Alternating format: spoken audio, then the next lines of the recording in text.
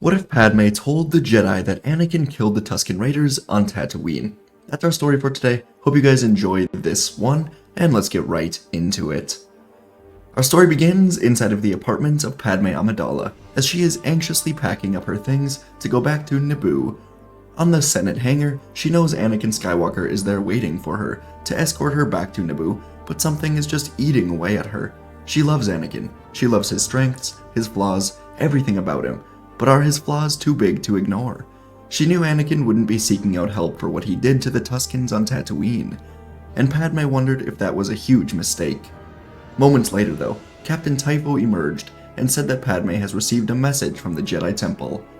Padme picked up her communicator and a hologram of Yoda emerged, asking Padme to come to the Jedi Council chambers. He is soon meeting with Windu and Obi-Wan, and they have some questions for her about Anakin and their mission together. Padme said she will come, and she will alert Anakin. But Yoda said no. Anakin cannot yet know about this. Padme hesitated, but knew Yoda was probably right. Some things must be said without him. So Padme would travel to the temple, entering into the council chambers around the same time as Windu and Kenobi. The four of them would gather, and Yoda began speaking, asking Padme how the mission with Anakin went. She was obviously flustered, and Yoda spoke again before Padme could come up with an answer, saying that the Force called to him, and he could feel that Skywalker was in pain. Great pain. Obi-Wan spoke up now, saying that he'd been having dreams of his mother dying. Windu asked Obi-Wan what he did to help Anakin with these dreams, but Obi-Wan said that he just tried to teach Anakin to let go, and that dreams pass in time. And now this made Padme upset. She turned to Obi-Wan, blurting out that this is his fault. All three Jedi were confused, alarmed at this sudden outburst from Padme, and Yoda asked her what exactly was Obi-Wan's fault. Padme sighed, knowing that Anakin would not want her to do this, but she told the Jedi that Anakin confided in her about his dreams, and so she took Anakin to Tatooine herself. It was her decision to go, not Anakin's, but she never expected him to do what he did. There was tension in the room now, as Padme continued on, saying that Anakin went to save his mother, but he was too late. She died from extensive torture, and in Anakin's anger, he slaughtered an entire Tusken village of men, women, and children. And now all three members were extremely stunned. Yoda shook his head, poking his stick into the floor, and Obi-Wan said that he has failed his student. Neither of the other two Jedi exactly denied it, but they all knew how unpredictable Anakin always was. Yoda said that this is not Obi-Wan's failure, but instead of a collective failure of the Jedi. They all knew how wild Anakin was, but they collectively ignored his flaws, let Obi-Wan train him, but Obi-Wan was simply not ready. Windu asked if the council should vote on expelling Anakin, but Yoda said this was not the way. Young Skywalker is lost, vulnerable to the temptations of the dark side. Instead, he will be kept here in the temple, out of the battlefield, to find himself, find peace. If expelled, go to the Sith, he will, said Yoda. Moments later, Anakin himself ran into the room. He was able to convince Typho to tell him where Padme went, and Anakin was shocked to see everyone here, but he would soon learn what Padme did. She told the Jedi what he told her in secret. This made Anakin angry, sad, betrayed, but deep down relieved. The Tusken massacre was a huge weight on his shoulders that he just had to get off. He likely would have told Palpatine, but now that the Jedi knew, it was almost freeing, and Anakin decided to let the negative emotions fade.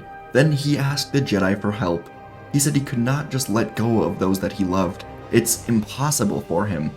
And Yoda said that the council will help him, but his actions on Tatooine cannot go without punishment. He will not be expelled, but he will also not be allowed on the battlefront during the war for quite some time.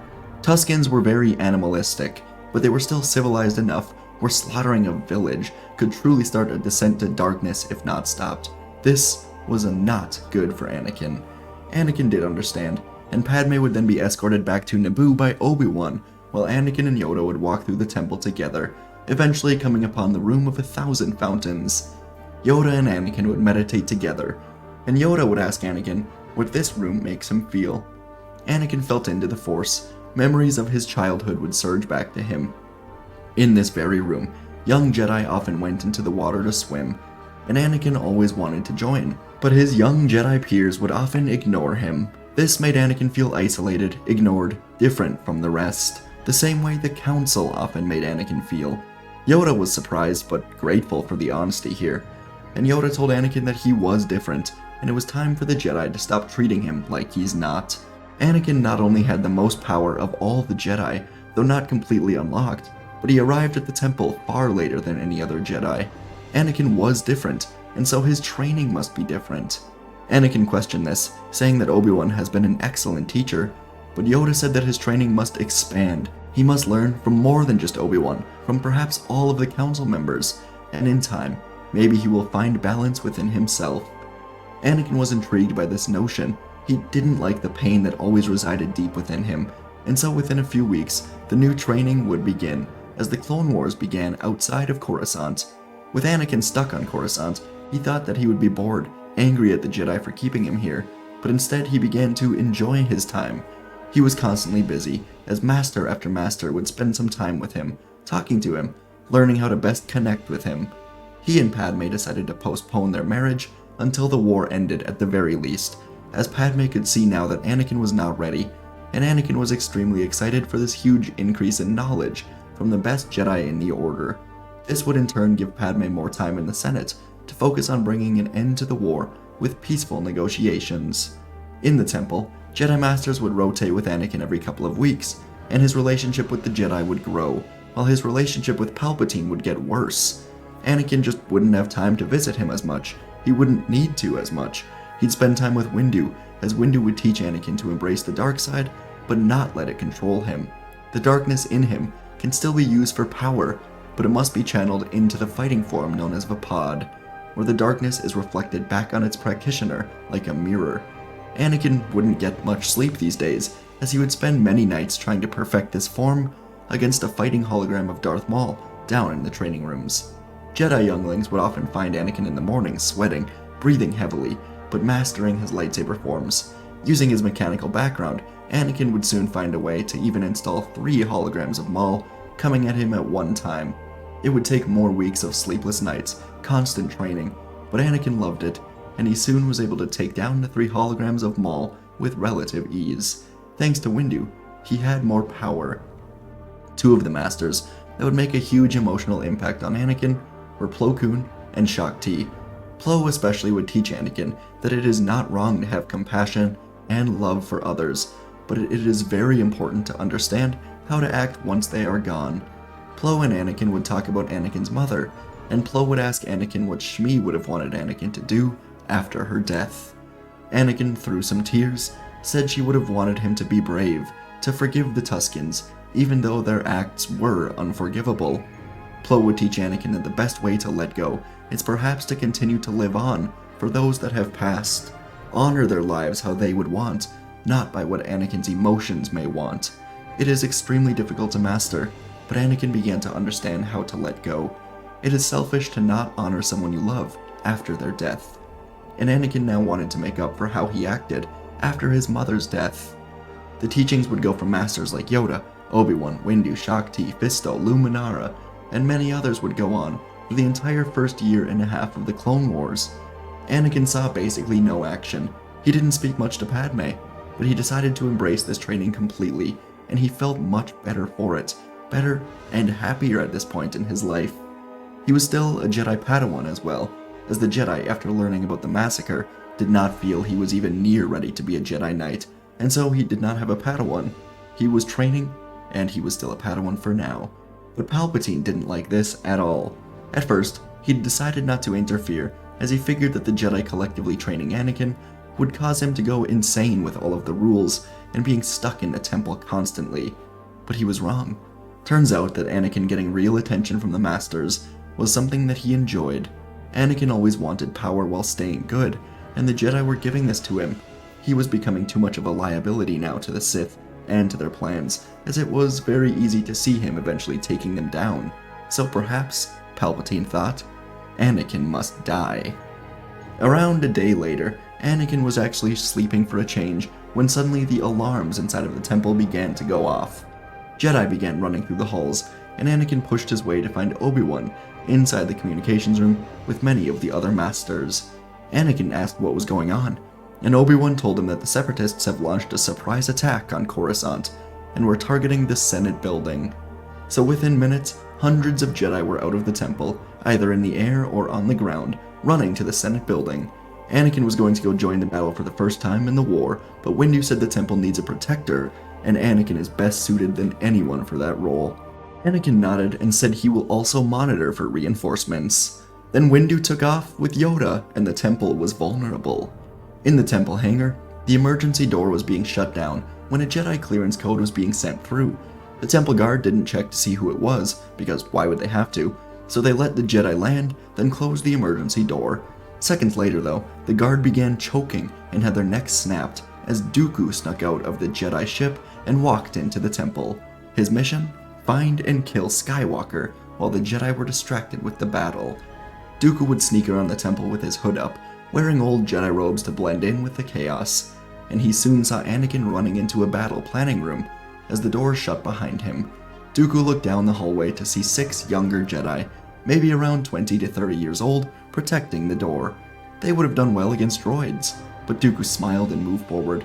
They would not do well against him. He ignited his red blade, and the 6 Jedi looked up in surprise, and in a blur of motion, Dooku's blade carved through the air, giving the Jedi very little time to react. A Rodian Jedi, as agile as she was, would quickly find herself outmatched by Dooku's skill as he flicked her saber to the side, then stabbed her through the jaw. He moved quickly as the 2 human women Jedi fought valiantly, their coordinated efforts proving futile quickly against Dooku as he used lightning to grab both of them and throw them through a temple wall. A human male Jedi ran forward with a yell, but Dooku spun, cutting through his legs before stabbing him through the back. And a Togruta Jedi unleashed a flurry of strikes, his dual-wielding technique actually catching Dooku off guard for a second, and he was even pushed back as a Zabrak Jedi entered the fray.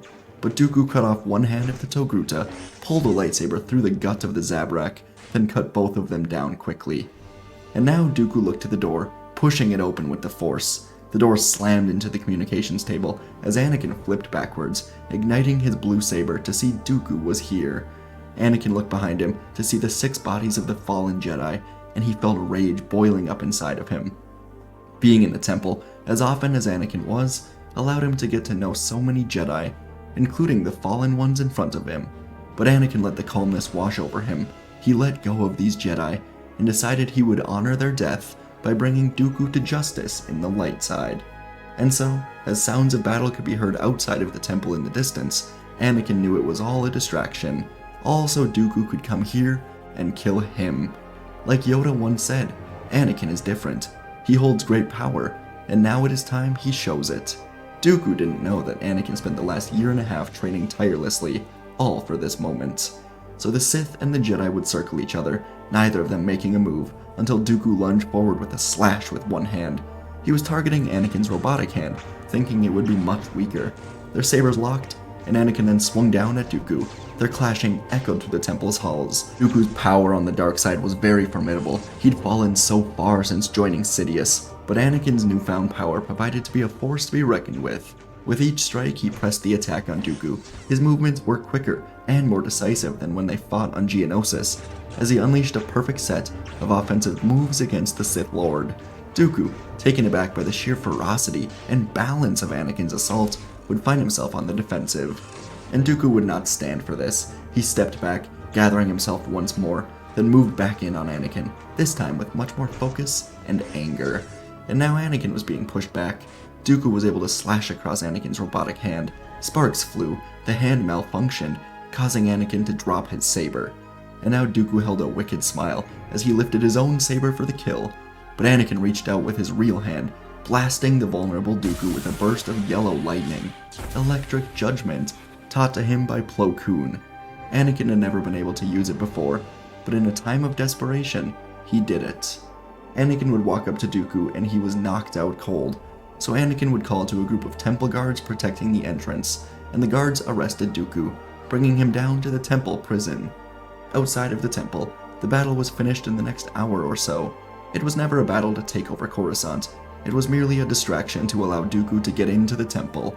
But as the Masters would return to the temple, they would find that Anakin was actually able to defeat and arrest the leader of the Separatists. This actually ended up being perfect timing for the Republic.